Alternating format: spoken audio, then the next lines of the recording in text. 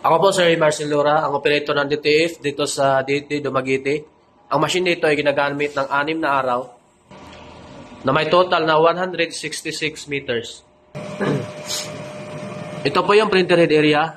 Last palit po ng white head is noong August 2023. Ito naman yung capping. Ang capping po ay may 70% good condition pa po. Last palit po ng damper is noong August 2023 din. Head clean.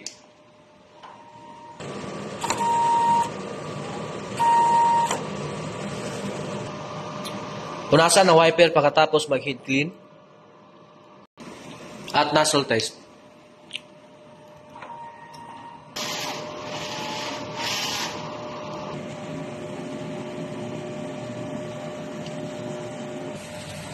Ito naman yung ink tank system. Yung ink natin sakto lang maliban po sa yellow. Medyo mababa. Ito naman yung waste tank area. Last disposal po kanina. Ito naman yung EVR. Ito naman yung ground wire.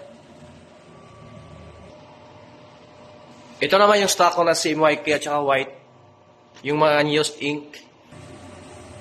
Ito naman yung DTF powder. Wala na pa akong film or media. Ito naman yung consumable ng cyan. Magenta. Yellow. Black. Film.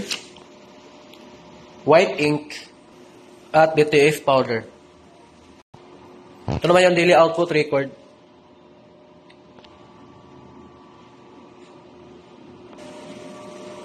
At printer daily checklist.